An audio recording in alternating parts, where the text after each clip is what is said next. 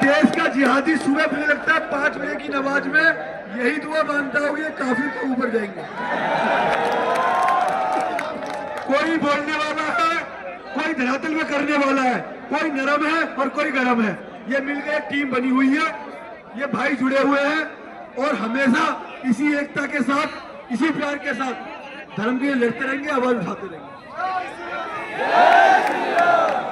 पहले जितने भी हमारे भावी बड़े बैठे हैं सभी को मेरा प्रणाम। जितने भी ऐसा कोई ना सोचे कि इस भीड़ भाड़, 1 मिनट शांति शांति सभी से, जो भी मंच पे नीचे है, जो सोफे पे बैठे हैं, सभी मेरे बुजुर्ग बड़े जितने भी है सभी को मेरा प्रणाम। और जितने भी भाई हमें सुन रहे हैं, मेरा तो पैर का ऑपरेशन हो रखा है। जिस परिस्थिति में 2 कदम नहीं चलना चाहिए, ऑपरेशन के 10वें दिन बाद से लड़ रहे हैं। बोलने का मतलब है, 1 मिनट, जय श्री राम। बोलने का यही मतलब है कि धर्म के लिए आवाज उठाने के लिए किसी पार्टी, किसी संगठन या किसी का न्योता का इंतजार मत करो। आपके आंख के सामने लग जाए कुछ गलत हो रहा है, साला वो कोई भी उसको मिट्टी में मिला दो, सीधी बात है। ये मत देखो, हम ऐसा तो नहीं है भाई कि हमारे 4 पांव है, हमारे 4 हाथ है, हम और आप बराबर है। हमारे आप में कोई ज्यादा अंतर नहीं है, बस इतना ही फर्क है कि किसी को ज्यादा जनता जानती है, किसी को कम जानती है। आप शुरुआत करो अपने क्षेत्र से, किसी भी बहन बेटी पे बात आ जाएगी, किसी भी बुजुर्ग पे बात आ जाएगी, चाहे गौ माता की रक्षा को, चाहे बुजुर्गों की मिट्टी में मार देंगे और गाड़ देंगे, चाहे उसके लिए जेल भी जाना पड़े, हमें पछतावा नहीं है। आज हम जितने भी बचे हुए लोग हैं, जो जातियों का त्याग करके एक मंच के नीचे या ऊपर खड़े हैं, हमें पता है कि आने वाला समय बहुत ही विकराल और बुरा होने वाला है। हमारे पास मुश्किल से मुश्किल 15 से 20 साल बाद है, 20 साल बचा है। योगी मोदी जी चलो अपना काम कर रहे हैं, लेकिन जमीन पे अपने लिए खुद लड़ना पड़ेगा।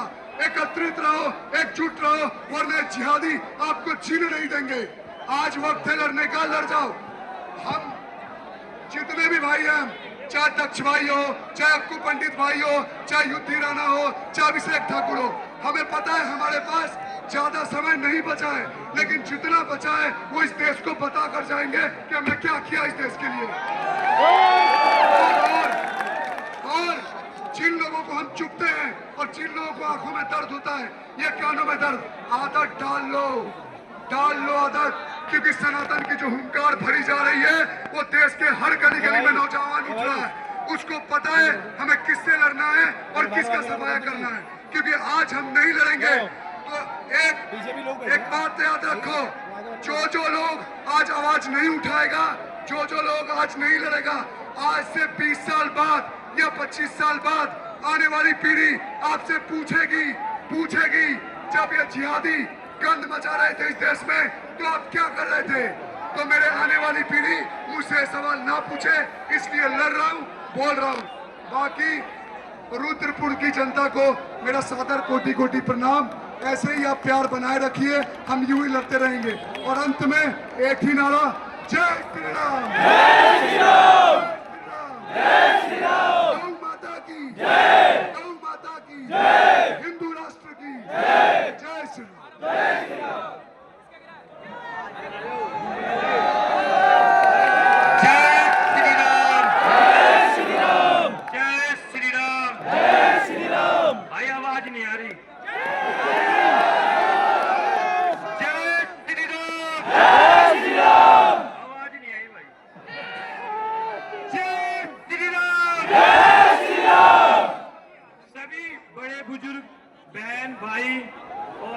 जितने भी बड़े बुजुर्ग साथ संत महात्मा बैठे हैं, सबके चरणों में मेरा चरण स्पर्श और सबको मैं प्रणाम करता हूं।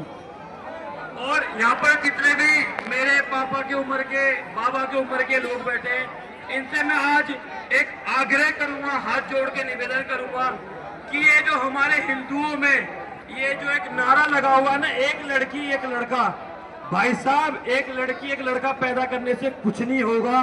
आप अपने घर में कम से कम 6 लड़का पैदा करो, 6, वो फिर बहन हो।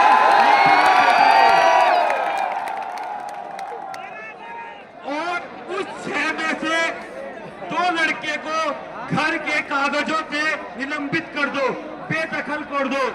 और उस बेदखल करते समय लड़के को 4 चीज समझाना कि रांडबाजी, सट्टाबाजी, लड़कीबाजी, जुआबाजी से दूर रहना है। तुझे बस सनातन धर्म के लिए आवाज उठाना है। तू जेल जा, मुकदमा जा, हम सब तेरा देखेंगे। और अपने सभी भाइयों से कहना चाहूंगा, अगर आपके गली मोहल्ले में कोई भाई हमारे जैसा आवाज उठाता है तो आप सभी भाइयों को उसका मिलजुल के साथ देना चाहिए, क्योंकि हमारे हिंदू संगठन में कम से कम 4.5 लाख संगठन है। जब हम लोग रोड पे उतरते हैं, जब हम लोग गौ माता के लिए आगे आते हैं, हमें जेल होती है, मुकदमा होता है, तो एक भी संगठन हमारे साथ खड़ा नहीं होता भाई। इसके लिए हम लोगों को खुद एकजुट होना पड़ेगा, ना कि किसी का सहारा लेना पड़ेगा। और फिर कहूंगा, अपने घर में एक लड़के को बेदखल करो और भूल जाओ कि आपके घर में कोई लड़का भी पैदा हुआ था।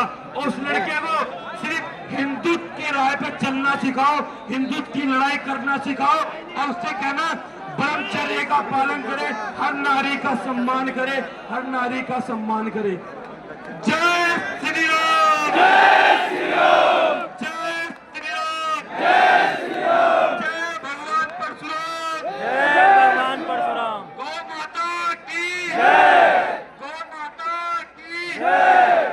और भाई मैं आप सभी से कहना चाहूंगा, मैं बहुत भाग्यशाली हूँ जो मुझे मेरे विराट भाई ने आप लोगों के सामने और इस मंच पे सम्मान दिया और आप लोगों के सामने रखा। और अगर आप लोगों को भी इस मंच का हिस्सा बनना है ना, तो कुछ बलिदान देना पड़ेगा आप लोगों को।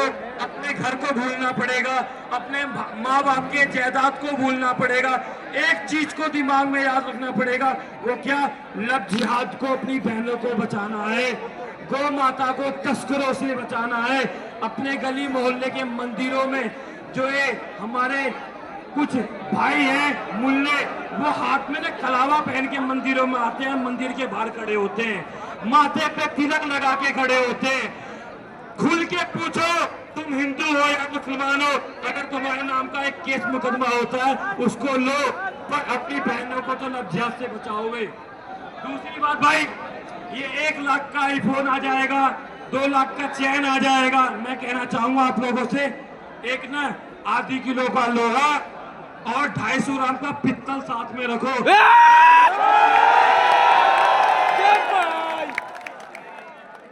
पर एक मुकदमा होगा, पर मेरे सारे भाइयों के पास अपने रक्षा करने के लिए कुछ आधी किलो का लोहा और 250 ग्राम का पित्तल होगा।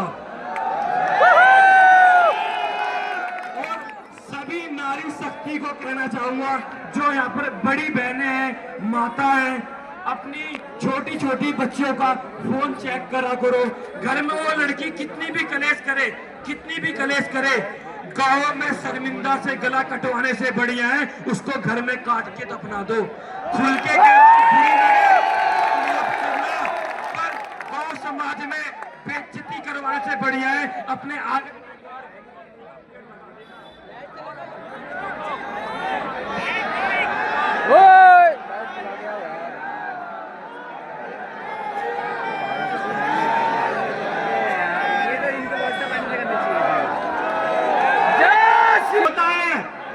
योद्धाओं को बनाने वाला जो व्यक्ति है, मैं उनको चाहूंगा कि वो आए। दक्ष चौधरी, अक्कू भाई, हमारे डॉक्टर साहब, अभिषेक जी, विराट, जितने भी बने हैं, तो वो जो पेड़ है वो ये है, वो पेड़ हमारे प्रधान जी सतीश शर्मा जी, जिनके कारण गौ रक्षा दल पूरे भारत में गौओं की और बहन बेटियों की रक्षा कर रहा है।